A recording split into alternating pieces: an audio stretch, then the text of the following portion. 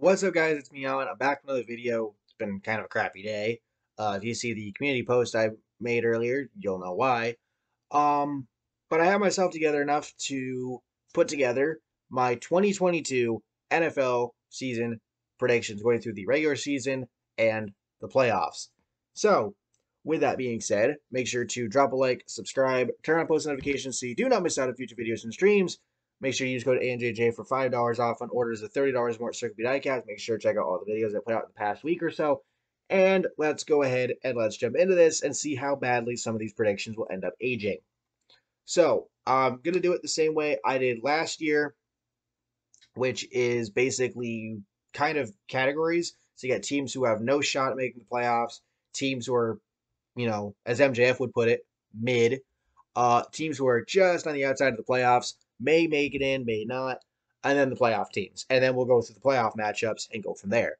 So, starting at the bottom, Seattle, Houston, the Jets, Falcons, Browns, Bears, Steelers, Commanders, Giants, and the Titans. I'll get to that in a little bit.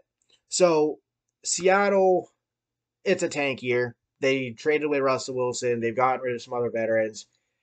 This is going to be a shit year for them. I only have them winning one game all season long. Maybe they sneak another win or two out of their asses, but this season's going to show how much Russell Wilson was holding this team together. And without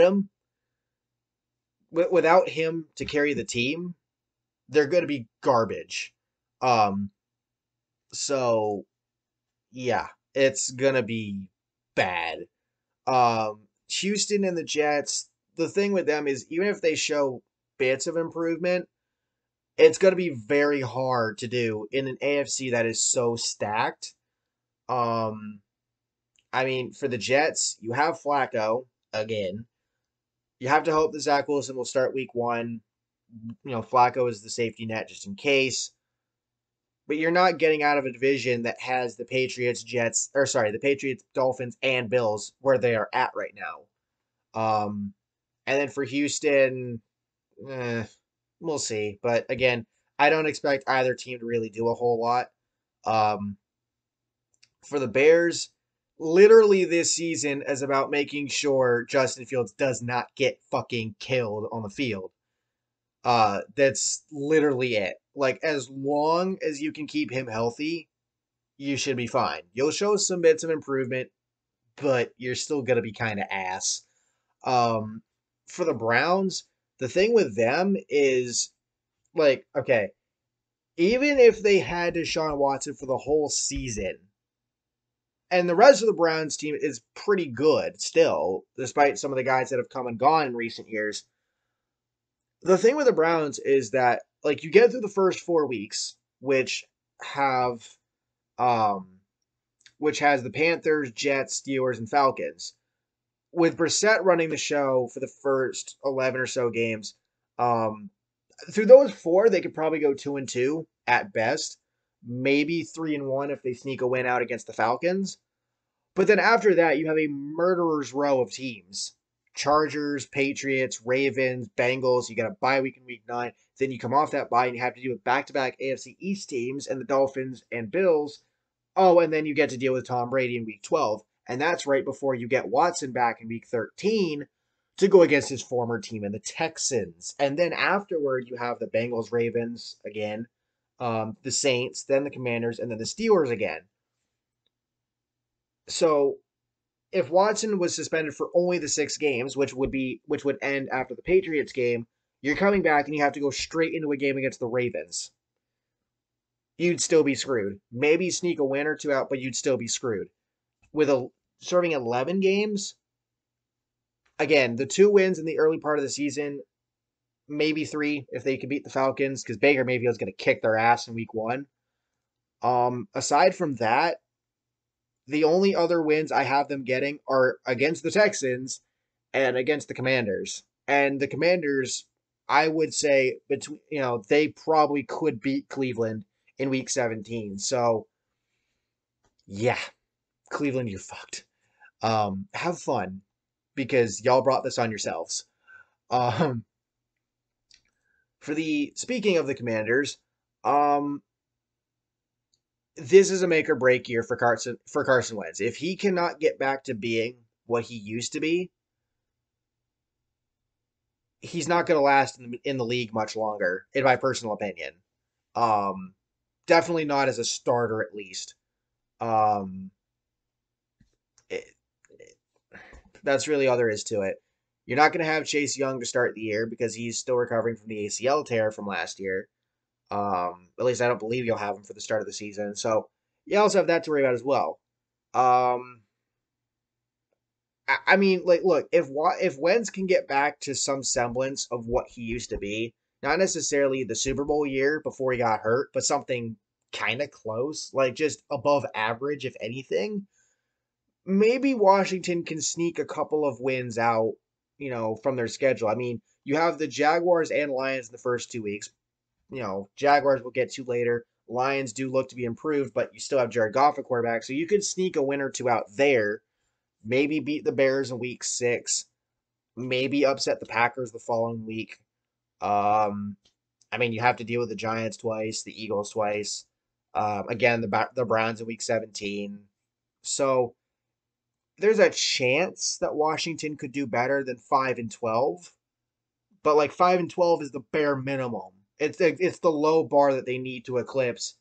And if Wentz cannot do that, if Wentz cannot get some semblance of the talent that he's had before, he's fucked. And by extension, Washington's fucked. So yeah. The Giants, I'm sorry, 5 points, but the Daniel Jones experiment ends after this season. Um, you just have to hope that Saquon can stay healthy and that Kenny Golladay can get some fucking touchdowns because goddamn. Um, but Daniel Jones would need to show a massive amount of improvement to get the Giants anywhere close to the playoffs, and I just don't see it from him. I I don't. Um, so have fun with that. Um, Steelers, this is your first year without Big Ben. It's a transition. You still have talent, but it's still not going to be that great of a season. 5-12, maybe they do a little better, but I have them at 5-12. It'll be Mike Tomlin's first losing season of his coaching career with the Steelers, maybe ever, but at least with Pittsburgh. Um, yeah, there's that. So then that leads us to the Titans. Why do I have them going 5-12? Well, your answer is simple. The offense is literally Derrick Henry and not much else. You traded off A.J. Brown. Ryan Tannehill is mid as fuck. Harold Landry won't be on your defensive line because he apparently tore his fucking ACL, which I only found out today. Yeah, Tennessee's fucked. Now, yes, Derrick Henry could bulldoze people, but the problem is that teams are going to plan for him. They have to, and they will. And yes, Henry can run outside and stiff arm people, but now that he's had an injury in his career, and we know how running backs can be. That's why they don't often get paid big deals anymore because just of the longevity of the position as well as, to go along with injuries. Unless Henry goes God mode and carries this team on his back, Tennessee is not going to get to the playoffs. We may end up seeing Malik Willis start some games this year. And honestly, if the Titans do this bad, Vrabel might be gone, and Tannehill's career might be done because it's either he's going to be a backup or nothing. Because I don't think you'd get another starting job anywhere else unless a team is desperate. It's nothing against him; he's just mid, and when your offense, when he can't lead the offense if he doesn't have Henry. Sorry, not sorry, just saying. So now we get into the teams that are middle of the pack. Um, Maybe one or two could possibly make a playoff run, but who knows? So for that, I have the Cardinals, Vikings, Panthers, Patriots, and the Jaguars. Yeah, that's going to be another bold prediction right there to go along with the Titans one. We'll get to that momentarily. So for the Patriots, I'm going to get this one out of the way quickly. As much as I'd love to see my team get back to the playoffs again, I think we're going to see a bit of a sophomore slump from Mac Jones. The offense is going to be kind of weird because I don't think there's a dedicated offensive coordinator on the team. Belichick didn't name one at least. I mean, he brought back Patricia. He brought Joe Judge back um, after they failed as head coaches. It's gonna be a year to say the least. I do think that there are some games that they might be able to sneak wins out of, but kind of like last year where with Mac Jones as a rookie, I kind of expected them to be around here, around 7-10, 8-9, and they surprised me. If they can surprise me 2 years in a row, well, okay. But I and the other thing too is the AFC is so loaded, especially with what the Dolphins have done and the Bills being the Bills. Again, it gives more reason towards a year of regression for New England. Kind of kick the tires a little bit and see what you can do next offseason. For the Panthers, 7-10, if that's the record that they can get, along with McCaffrey being healthy, um, I don't know if it's going to save Matt Rule's ass, but it's better than what things have been for them. Baker Mayfield, he's gonna go out there and play knowing he has something to prove, knowing that to prove people wrong about him, and to also prove that that the Browns should not have dumped him for Deshaun Watson. Obligatory fuck Deshaun Watson, not literally, because you know. Um, so yeah, 7-10. It's a respectable record for Carolina at this point, and it might even be a bit of an over what's the word I'm looking for? You know what I'm talking about. It's probably a bit more than they'd be expecting. We'll put it at that. For the Vikings, really this record could flip either way. The NFC North as a whole has one of the easier schedules in the league, and the Vikings don't have Mike Zimmer anymore, so maybe they will do better. But the Vikings also know how to choke leads, and the Lions do look improved. We'll get to them in a little bit, but it really, if we're gonna get two NFC North teams in the playoffs, which I think is possible, it's really either gonna be the Lions or Vikings. The Vikings would just have to beat out the Lions, which is easy to do on paper, but again, it's the Vikings. And then for the Cardinals, if they go 7-10, and mind you, they don't have DeAndre Hopkins for the first part of the season, but if they go 7-10, Cliff Kingsbury might be out the door, and um, I mean you did pay Kyler Murray, so that's nice, but yeah, it's Arizona at this point. Like this is just how they are. It's last year they went on this incredible run only to blow it late in the season and then blow it in the playoffs. This year they're not even going to get there. I They might, but I mean it's either them or it's kind of like with the NFC North where it's either the Lions or the Vikings can make it in. For the Cardinals, it's either them or the 49ers. And I have a little more faith in the Niners than I do in the Cardinals. So that's a little bit of a spoiler. So then that leads us to the Jacksonville Jaguars. I have them going 7-10. I don't think that they're a playoff contender by any means. I mean, you look at the schedule that they have. They have to deal with teams like the Chargers, Eagles, Broncos. The entire NFC West, or sorry, AFC West. My bad. The Ravens as well, and the Cowboys. But I think they can split games within their own division against all of the Colts, Texans, and Titans. Snag a win against no, or I should say, yeah, snag a win against the Raiders. Um, Again, they're not going to make the playoffs, but in their first year without Urban Meyer, even though it's Doug Peterson at head coach now, there's going to be improvement. It's already been announced that James Robinson um, will be the number one running back going to their week one game against the Commanders. Obviously, you're getting Travis Etienne off of his Liz Frank injury from last offseason. Trevor Lawrence will hopefully be improved. I think he will because when you compare last year to his college career, it's like what the fuck.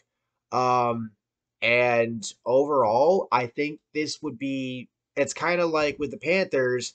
If they can get to this record, it would be overachievement. That's the word I'm looking for. It would be an overachievement for them.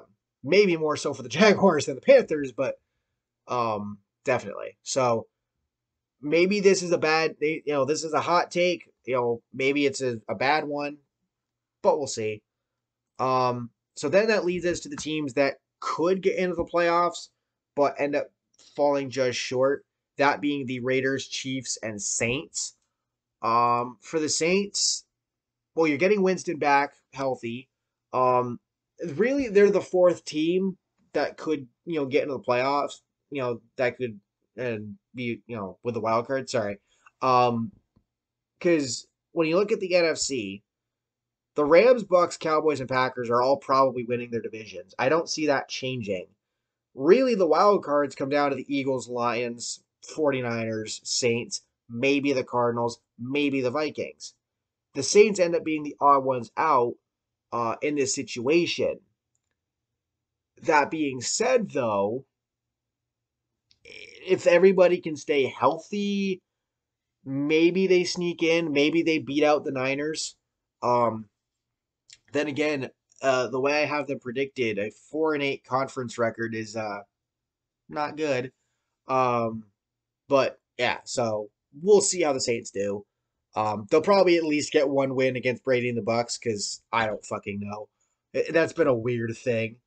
On the AFC side, no, I do not have three of the four West teams making the playoffs. I only have two, and it's in large part just again to how loaded the AFC is. The Chiefs not making it is probably the third bold take that I've got, and it's actually kind of plausible considering the shuffling on defense, which is a thing that they've been doing for the last several years, and the loss of Tyreek Hill. Not just him, but also McCole Hardman, and I think another one of their wide receivers as well from last season got lost in free agency. Um, but namely the loss of Tyreek Hill. Mahomes, you're going to have to reshape the offense for Mahomes to do something similar, but not the same with the other receivers that they have now that he was doing with Hill. And I think they're going to get off to the same slow start that they had last year, which last year was surprising that they got off to such a slow start before they eventually picked it up. This year, it might not be as surprising. And it's in large part due to how loaded the division is. That's how they end up not making it. Like, they could they might be able to sweep the Raiders if the Broncos hadn't gotten Wilson. They could sweep them as well, and those 4 wins alone would jump them in. I just don't see it. I don't see it this year. Now, of course, watch as Mahomes proves me wrong, but you know. And then for the Raiders, they finished 9-8, just short. Um, although the gap between them and the seventh seed is a little bigger than it is between the Saints and the seventh seed in the NFC. Um, I mean, the offense looks like it can do a lot with Carr, Renfro, Jacobs. I think Jacobs is still there. And now Devontae Adams, um, along with Darren Waller at tight end as well. It's more so the defense that I'm worried about. And again, the Broncos improving big time by getting Russell Wilson. If the Broncos don't make that move, I think the Raiders probably would get in, or the Chiefs would, or both. But it's a combination of that, the Dolphins, and just how loaded the conference is. And the Raiders are going to fall just short. Again, would not be surprised if I'm wrong. So, with that being said, we now get to the playoff bracket. So, in the AFC, you have the Bills at 15-2, the Ravens at 14-3, and then the Chargers and Colts at 12-5, respectively, as the division winners. The Bengals at 12-5, Broncos at 11-6, and the Dolphins at 11-6 make up the wild cards. On the NFC side, Rams 15-2, Buccaneers 14-3, Cowboys 13-4, Packers 12-5. They're the division winners, Eagles 12-5, Lions 11-6, 49ers 10-7 make up the wild cards. I have a feeling the Rodgers and the Packers will figure it out and make it work. With not having Devontae Adams. I saw something earlier. Alan Lazard might not play week 1, and some of these other things. You're still without Brian, not Balaga, Bakhtiari. They both start with B. Um, Eagles, I think Jalen Hurts does take another step up and, goes out there and shuts some people up, saying that, the Eagles should get somebody else. Like, no, you have Jalen Hurts. You're going to deal with Jalen Hurts, and he's going to improve. As I said before, the NFC North does have one of the easier schedules in the league, and that's going to be a big help to get the Lions into the playoffs. It's either they make it in barely or they come up just short. Um, but I think they improve vastly. Yes, it's Jared Goff at QB, and yes, he does need to stay healthy. But I mean, come on.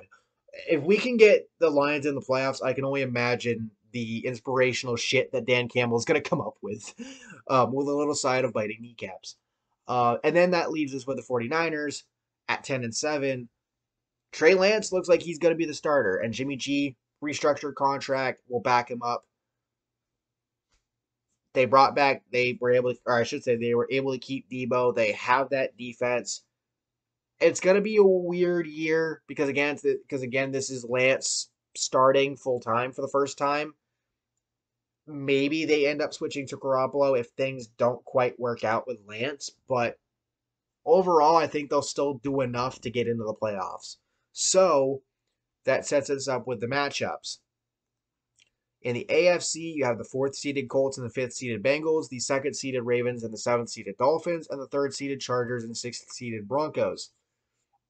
On the NFC side, you have the 4th-seeded Packers against the 5th-seeded Eagles, the 2nd-seeded Buccaneers against the 7th-seeded 49ers, and the 3rd-seeded Cowboys against the 6th-seeded Lions.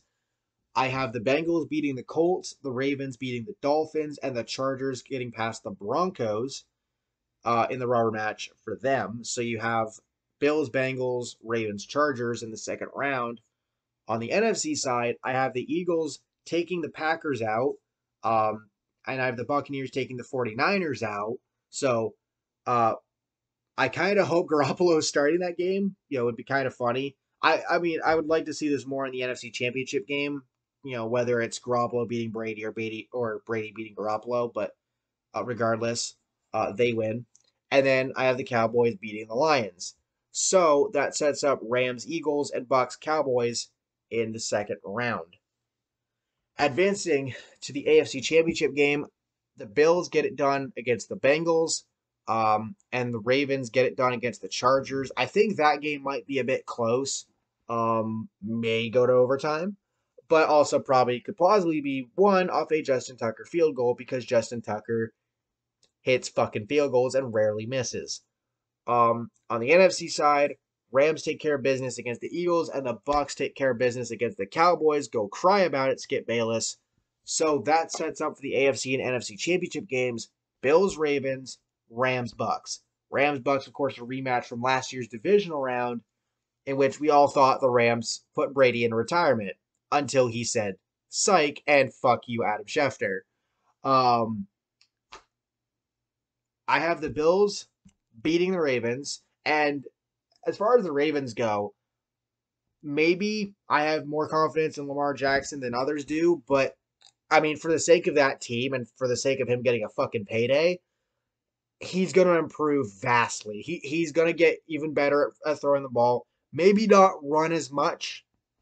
I mean, he'll still run, but he may not run as much to try to focus more on passing the ball. And he's going to help. He's going to lead the Ravens to an amazing record. Unfortunately, fall just short of the Super Bowl. But hey, it would be an improvement. On the NFC side, I have the Bucks getting revenge against the Rams for last year. To think that the crazy thing is that Brady almost pulled another comeback out of his ass, and the Rams said no. Well, the Bucks said, yeah, nah, not this time. Fuck you. And they go back to the Super Bowl once again. Brady haters can go suck it. So, Bills, Buccaneers, Brady in what will be his last Super Bowl because he's retiring after this year. Like, he's coming back for one more year. He's going to be done after this year. He's back in the Super Bowl one last time, taking on a team that he made his bitch for so long. I'm pretty sure this was actually my Super Bowl prediction last year, not going to lie. But he's going against a team that he made his bitch so much over the years, and the Bills tell him to sit the fuck down. I love you, Brady. Don't get me wrong, but Buffalo deserves this. They don't have to go through the Chiefs this time, which is kind of funny. It's kind of like that almost mirrors the Steelers because when they went to the Super Bowl the 2 times that they did during the Brady era, they didn't have to go through New England to get there. Well, the Bills don't have to go through the Chiefs to get to the Super Bowl this time, and they will win it. Probably Josh Allen wins Super Bowl MVP in that situation, but it will be a monumental moment. The Bills finally winning the Super Bowl. The Bills getting revenge on Brady for him making them his bitch all those years, and Brady sort of passing the torch on to Josh Allen. To be like, hey, I see what you're doing back in my old division. Keep at it. So there you go. So let me know your thoughts down below. We'll see how bad these age, and I'll catch y'all next time. Peace.